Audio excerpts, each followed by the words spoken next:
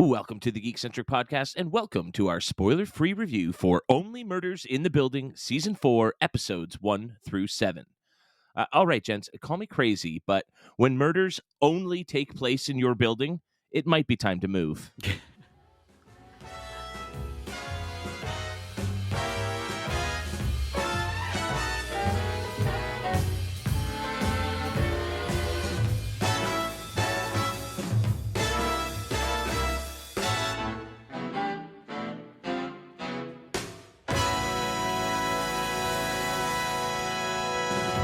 What's up, geeks? My name is Kev. This is the Geekcentric podcast, and this is our spoiler-free review for the first 7 episodes of Season 4 of Only Murders in the Building.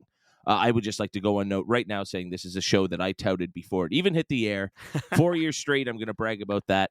But if you think that's an odd number, 7 episodes, try getting that far into the newest murder mystery, only to have to wait for over 2 months to find out the conclusion to the latest case. This is going to drive us nuts.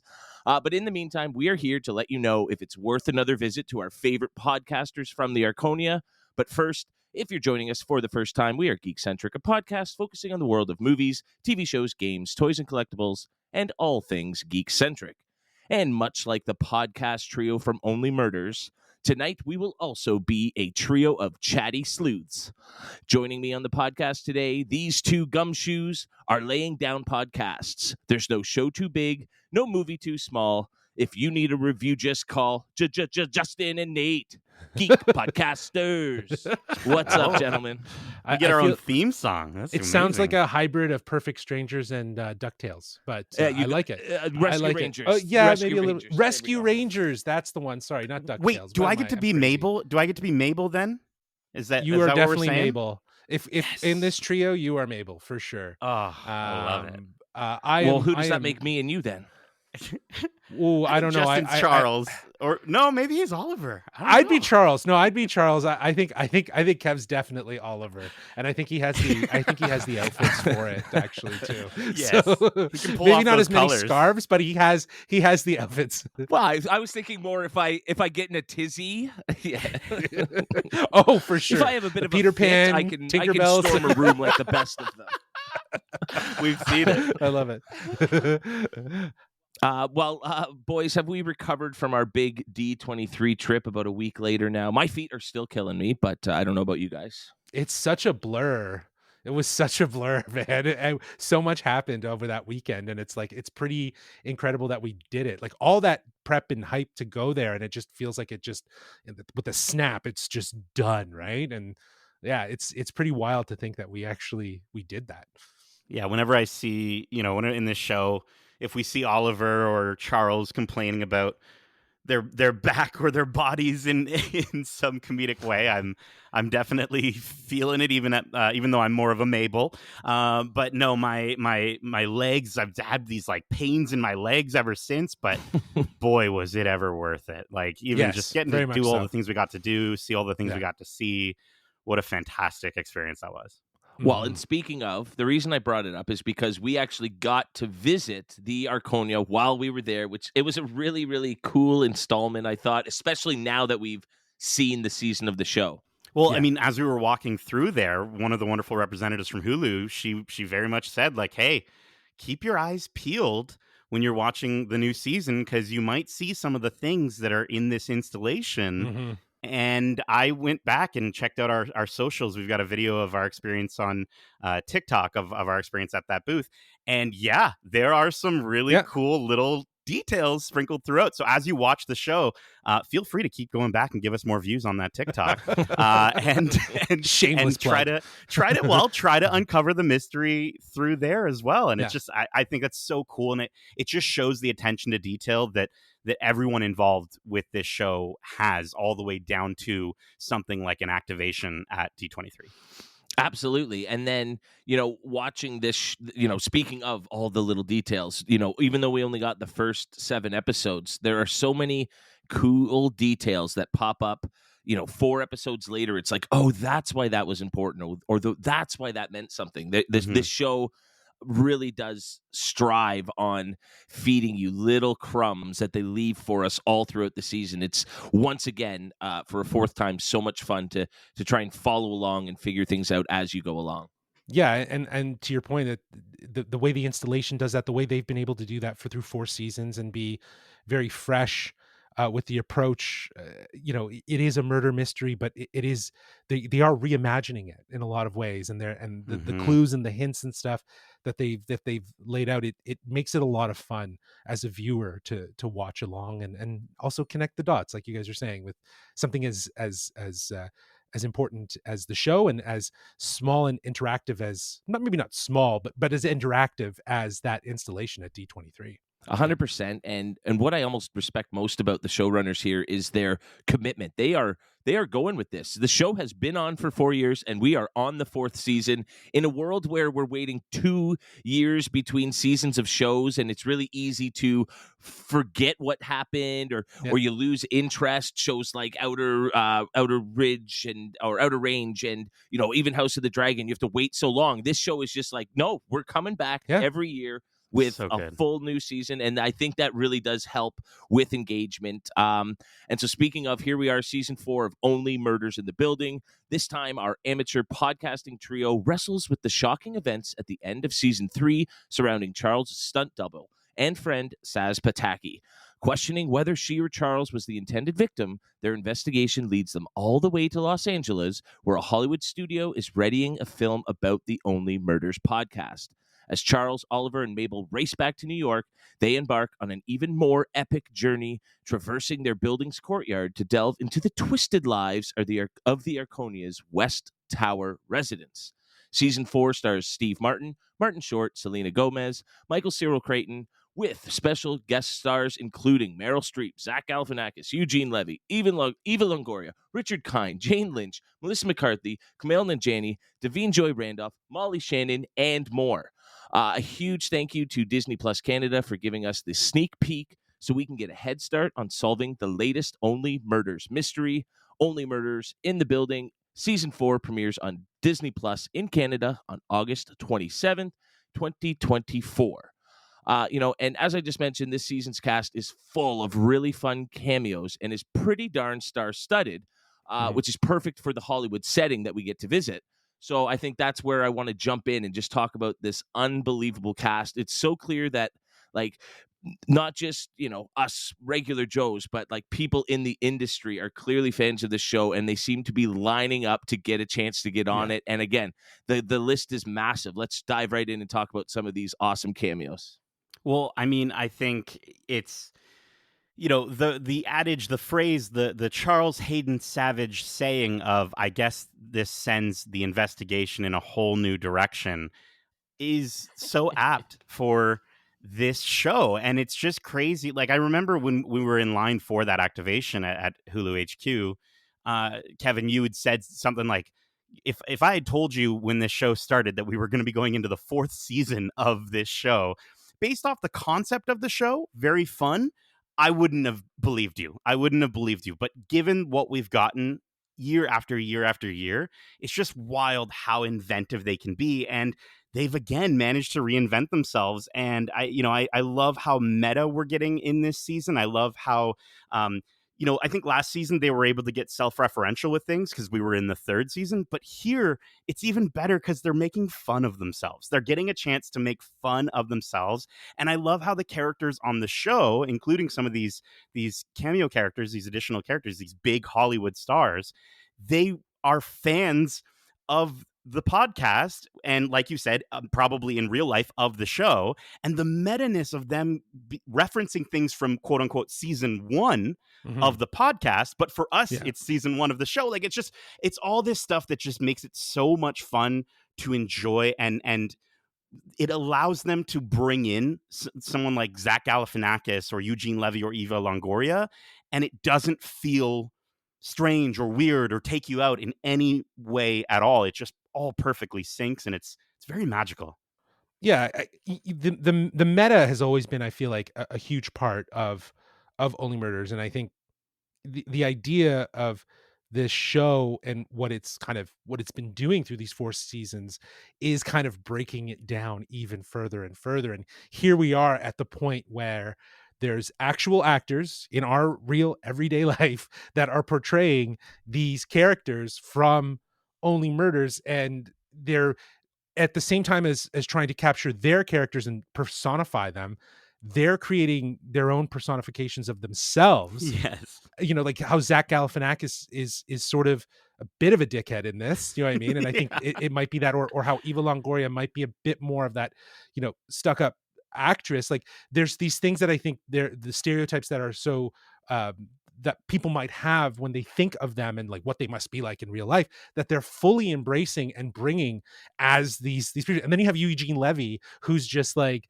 totally Canadian, super polite, He's very so nice. He's Yeah. so sweet, and he's super kind. And I loved even just the dynamic. And obviously Eugene and Steve have a real great friendship behind the scenes. So to see this amass itself in a way that is, again, super meta, I'm loving it. I love that quality of what they've been able to do. But to your point, Kevin, yeah, this is a star-studded cast that I think features definitely a lot of people that are fans of this show and what they're doing and want to be a part of it, in a lot of ways. Like Melissa McCarthy was a surprise and delight, and I think she was actually she's really interesting. Oh yeah, like it's their energy and their excitement to sort of be a part of this is so obvious. It that just adds to the fun of seeing them there. It's not just, you know, them playing characters, but it's almost like them playing themselves as fans of the show. The closest I can sort of think of is when Tom Arnold came on Trailer Park Boys as himself and as a huge fan of like Ricky, and he's like, oh my god, it's the shitmobile, you know, just freaking out at being there. This gives me some of those vibes as well. And so yeah, it's just really, really fun to see the creative ways they keep bringing in these big stars, playing them in characters that you might not expect to see them in, especially against role. I know you guys talked a lot about that in the season 3 review with Paul Rudd and Meryl Streep, and they've continued to do that with a few of the actors here. And, you know, just going back to Eugene really quickly, like, I really enjoyed The Reluctant Traveler and the 2 seasons that we've gotten of that show. And so getting to see Eugene just be so authentically Eugene Levy in this season is fantastic. And I know we're going to probably talk about our main 3 and where, you know, what our thoughts are from them from this season. But just before we get there, I do want to just shout out Michael Cyril Crichton as Howard, because he is just like, I loved last season when his role was elevated to a main character status. And I think he was maybe elevated even just a little bit more this season. We get a little bit more of him than we even did last season. And he's so funny. He's so been funny. promoted for sure. Well, and the thing that I love about it is, yes, sure, he's been promoted, but he's gone from this character that very much was this grumpy, I don't like anything, I don't want to have anything to do with these podcaster crew, to pretty much being like their biggest fan and to admiring them and to like stepping up for them. He's got a really great moment with Oliver this season, a few great moments with Oliver this season, and I just love anytime he's on the screen, whether he's talking about his spin-off podcast Animal Jobs, where he interviews animals, or about their jobs, or just the way he gasps at every reveal. Like there's moments where they're revealing, you know, we get to the cliffhangery part of an episode and they might reveal like 4 or 5 things, and literally after every sentence as part of that reveal, he's and he's just every single time, and I just love him so much, and I'm so happy that we're getting so much of him this season. Well, yeah, I mean, I think last season they finally, you know, fine, you can hang around in the shadows or off to the side. You can be in our presence. But now I wouldn't say he's the 4th member of the team, but he's very much kind of like a sidekick. Yeah, he does the grunt work. He's in there. Yeah. Yeah. Happy to do the legwork. He's like, oh, let's do this, you know, and so like good. That's so fun. if they're the stars, he's the assistant, right? Like Right. at the end of the day, right? He does all the grunt work, and I love that he's like he'll bitch about it, but then he does it because he doesn't want anyone else to have the opportunity to do it. He wants to say that he's doing it, right? Yeah. But yeah, to see him and his role elevated, and to see him get more time, and to understand his character a little bit more, as you were mentioning, Nate, beyond season one, where we met him as just like some grumpy neighbor that was, in love with cats. You know what I mean? I think Hmm. it shows the way this show is, or this series is able to be, again, as one of you mentioned, inventive and taking things further, and expanding, right? Not just keeping characters in a mold. I think that that's really, really great.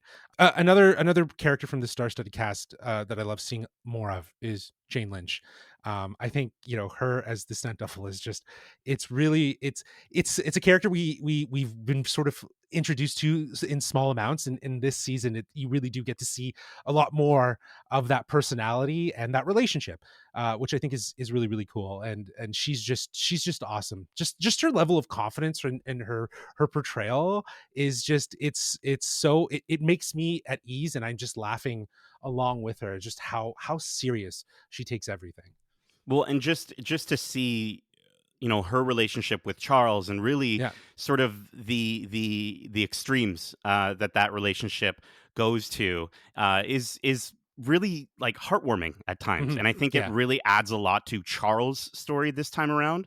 I think it's really cool that we're kind of finding, in this fourth season, we're finding our podcast crew to be so much more confident in their abilities as, investigators or detectives or whatever you want to call them, podcasters, murder mystery podcasters.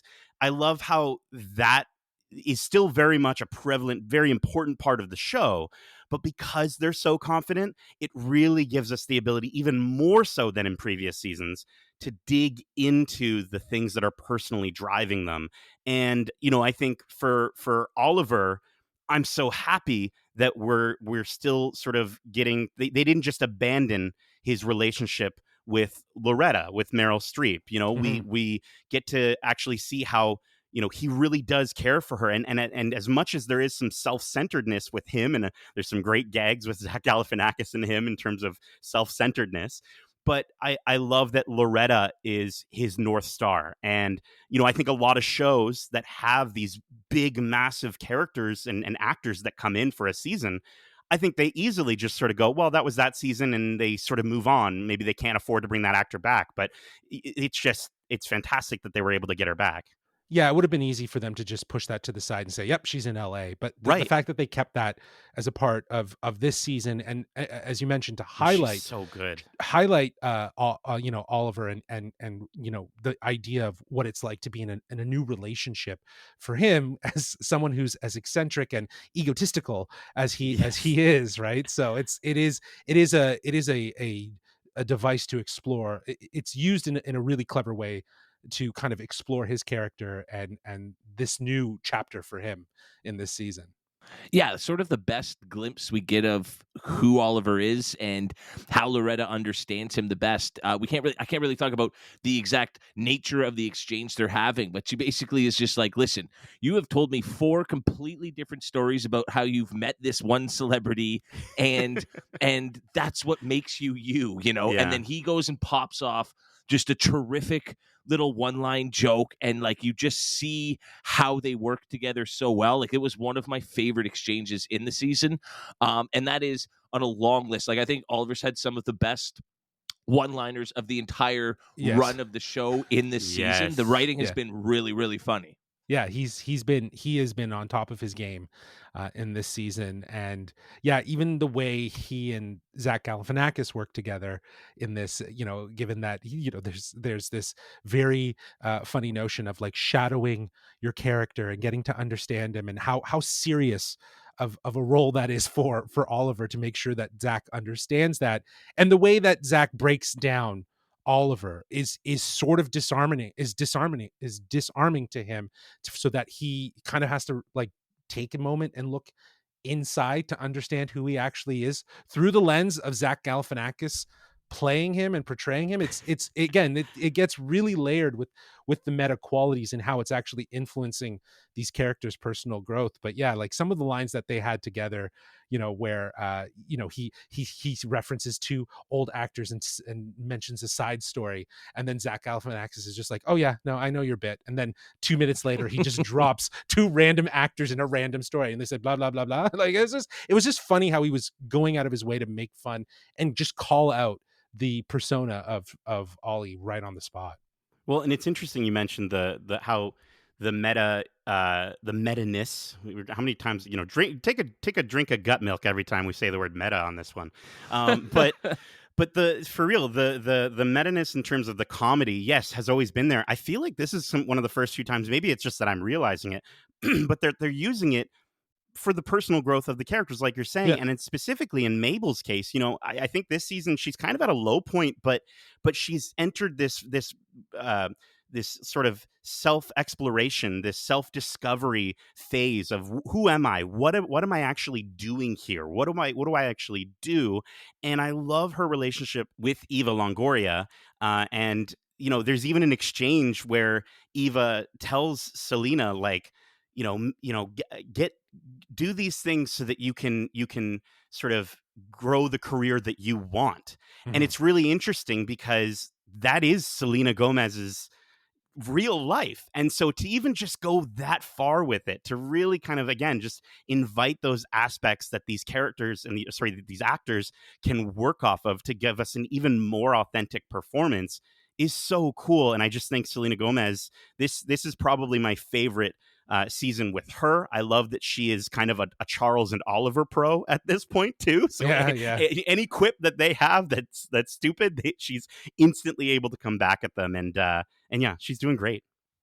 Yeah, I actually find her to be the most fun she's been on the show now, because like at one point she's basically like, what is my life? Yeah. Like she recognizes the absurdity that is, 4 years with these two guys, and for the first time feels like she's kind of embracing it. Like she is like she is a part of that crew. She has become one of them, that old soul joining them, and it's made her that much more fun, in my opinion. Yeah, and I think, and as you were mentioning, like with the actors through that lens of having Eugene, Zach, and Eva to kind of interact with Mabel, Charles, and Ollie, like it is a way for them to understand who they are as people based on the fact that actors are breaking them down into like kind of like archetypes of how they are, like their personalities, and then reflecting that back and portraying it, and it comes off as misunderstanding.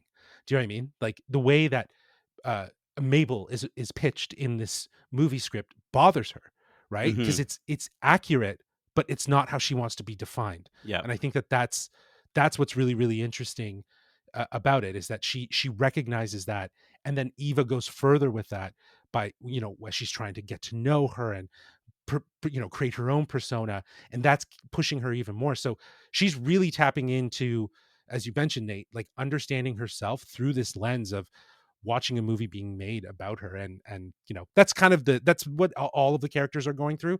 But to the point of what we're talking about for Selena, it really does become that exploration, because now she kind of she's starting fresh. She doesn't have an apartment. You know what I mean? She just has this podcast. She has really she's really got nothing other than this podcast. So she really needs to, in her mind, figure her shit out. Mm-hmm. Well, and then rounding out the big three, we've got Steve Martin as Charles, and I think he's having a good time because like he's getting some smoke blown up his butt here. Like Eugene is genuinely excited to be playing him, and then when he finally gets a peek at the script to see how he's written, he's just like, "Oh yes, you have absolutely nailed who I am as a person." And so like for once, it's almost like he's being appreciated as this great actor that he thinks he is in his head. That's what he sees it as. Yeah.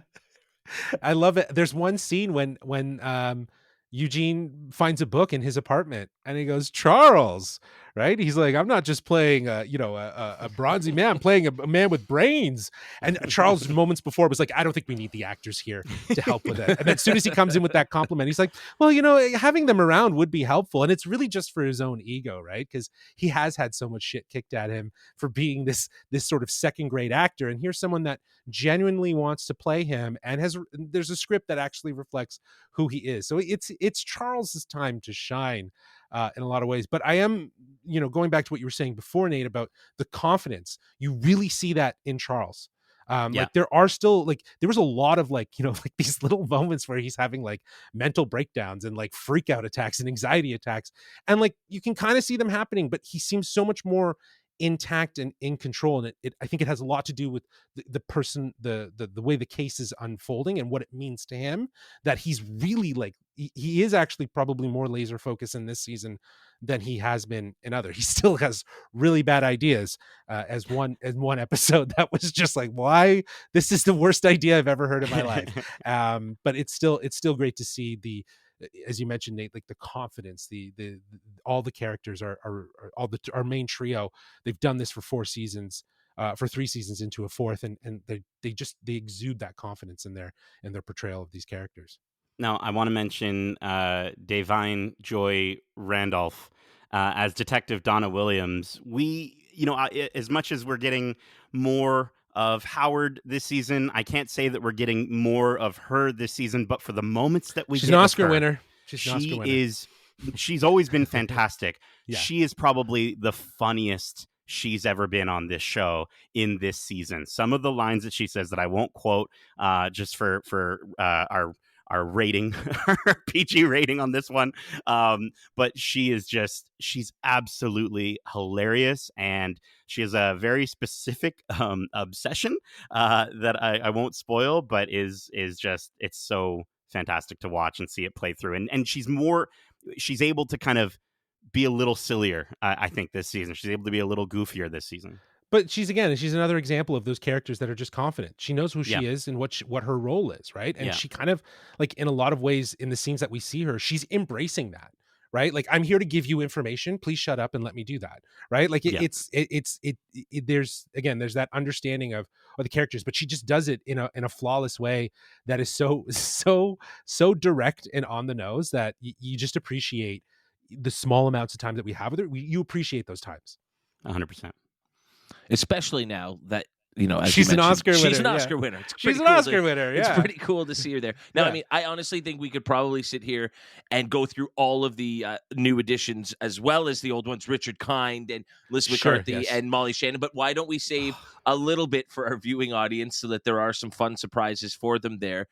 Because, again, at the end of the day, this is a show that centers around our 3 main characters. And that's certainly how the show started, right? It was kind of pitched as this idea of seeing Steve Martin and Martin Short together in this murder mystery. And then obviously they brought in Selena Gomez as the sort of draw for younger viewers who might not be as familiar with the other 2 older actors.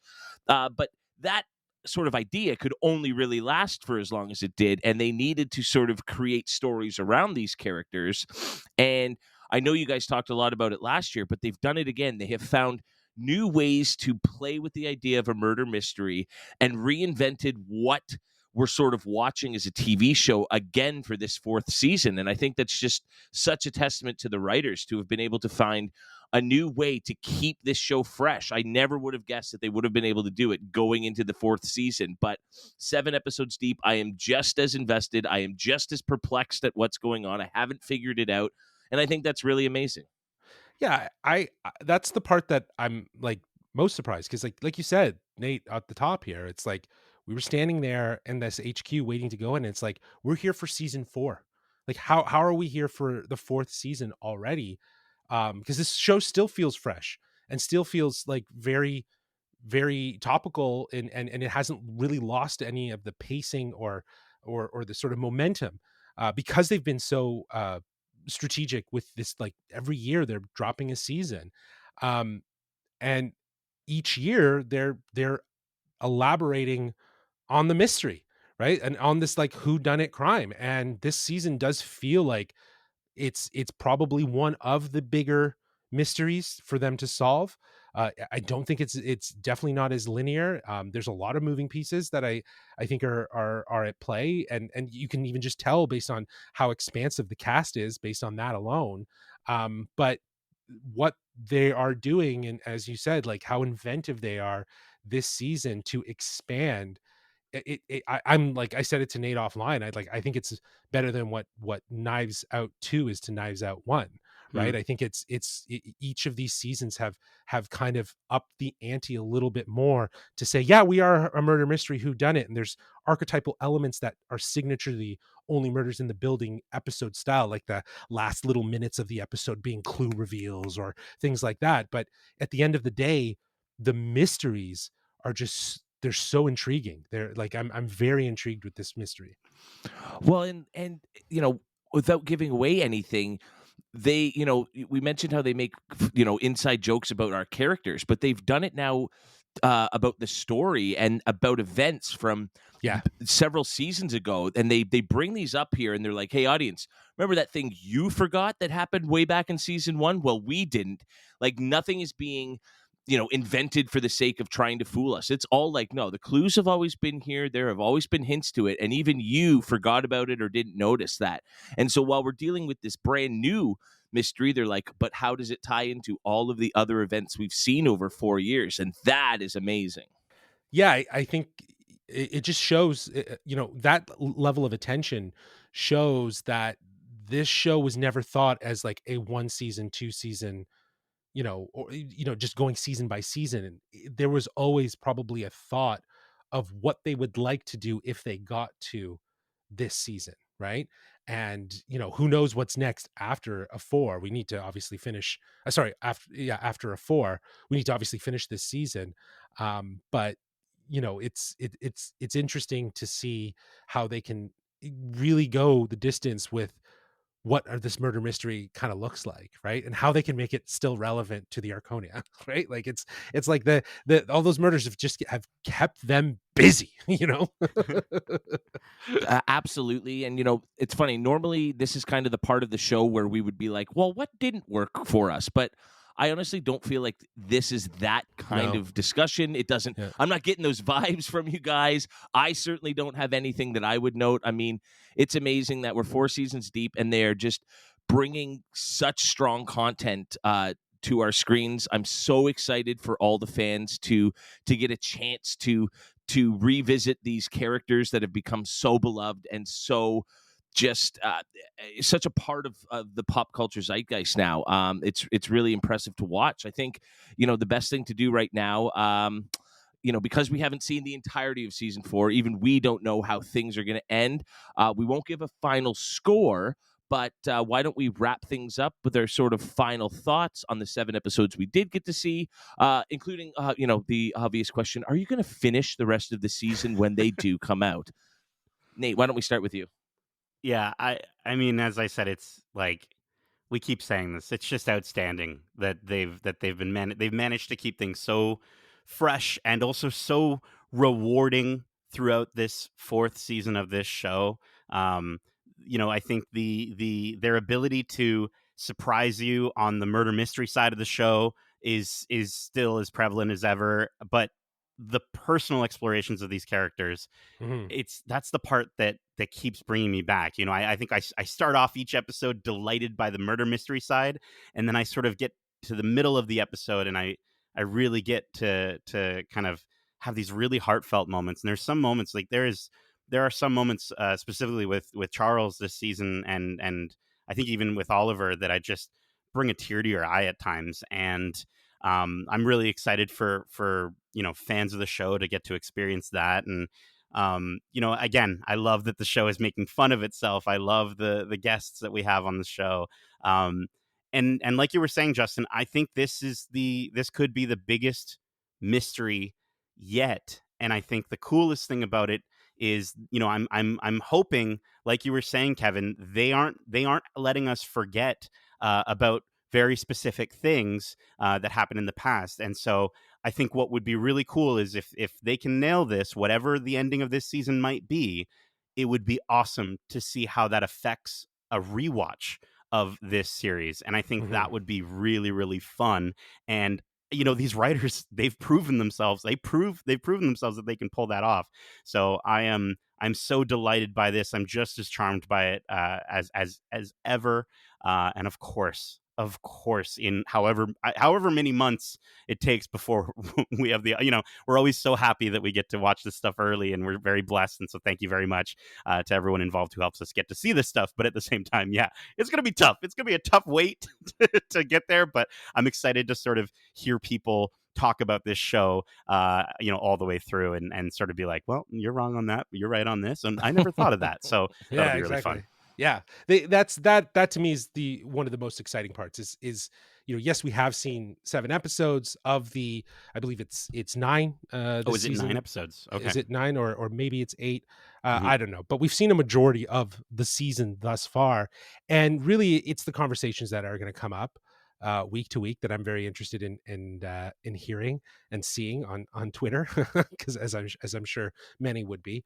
But no, again, just to echo what Nate's already said, like the show, it puts a smile on my face, as soon as it starts, and the little piano notes, and then we get into the monologue, and then it takes us into the theme song. It's just it's smile ear to ear.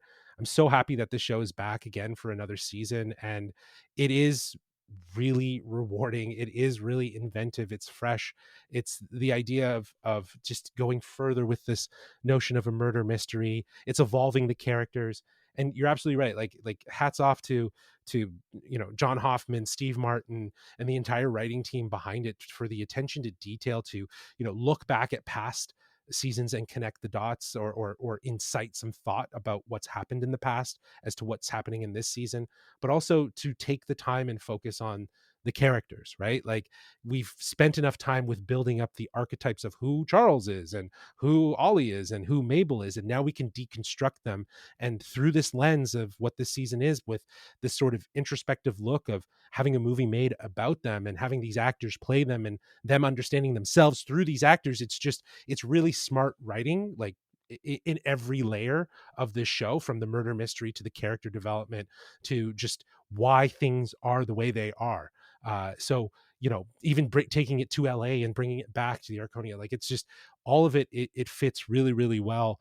So I'm very excited to see where this season goes. Yes, I will be continuing to watch even as long as it'll take. But I'm excited for people to see a couple episodes for sure. I think there's some banger episodes that are going to, create some thoughts and some interesting dialogue. The Hollywood Reporter does say 10 episodes, apparently. 10 episodes. So yeah. So which means we have a lot more of the mystery to unravel. As you know, they don't give anything entirely away until the very end. And I will say, the show is riding a very fine line where it's getting more and more ludicrous what these characters are getting involved in, what they're allowed to get involved in terms of touching evidence and basically being unprofessional investigators on these cases. But I think the writing is smart and sharp enough, and then the cast, the OG cast, and then this growing list of ensemble characters that we're just getting to love and getting to know more and more. It's just such a wonderful experience, and the show keeps growing and blossoming and changing and evolving and adapting and staying fresh and unpredictable. That's the most impressive part. 4 seasons deep, there isn't a formula that it falls into. It's fresh and new every single year, and this season is no different. So yeah, of course, in a few months' time, I cannot wait to resume watching and find out what's actually going on. But that is it for us on this podcast about a show about a podcast. Thank you so much for joining us for our spoiler-free review of the first 7 episodes of Season 4 of Only Murders in the Building. A reminder, the new season debuts on Disney Plus in Canada on August 27th. Thanks again to our incredible friends at Disney Plus Canada for giving us a sneak peek at one of our favorite shows.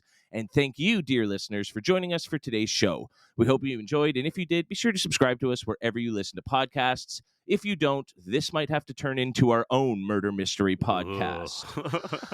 Are you excited for another case to solve with the amateur detective podcasting trio from the Arconia? Is there a guest star you're most excited to see join this eclectic cast of characters?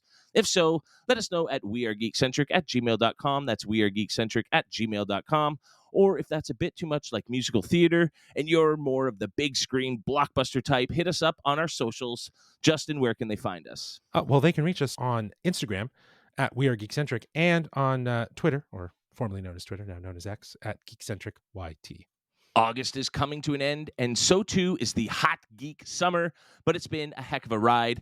Be sure to check out our recent spoiler-free reviews for Borderlands, Batman Caped Crusader, Twisters, and Deadpool and Wolverine. We also have our spoiler-filled review for the R-rated smash hit of the summer, as well as a series of interviews with some of the cast and crew of both Deadpool and Wolverine, as well as for Futurama. And as the convention season reaches its peak, we have all the coverage you'll ever need, including a recap of the massive Marvel announcements from Hall H at Comic-Con, our full recaps from our in-person experience at all that went down at this year's D23, and our full coverage from this year's Fan Expo in our own backyard, Toronto. Check out all this and more wherever you listen to podcasts, on YouTube at youtube.com/geekcentric, and across all of our socials.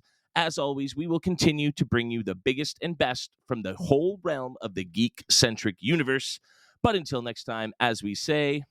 Wow, the Geekcentric universe is about to change. Or what does he say? Love ya. Get home safe, guys. Peace. Geekcentric universe. The GCU? The GCU.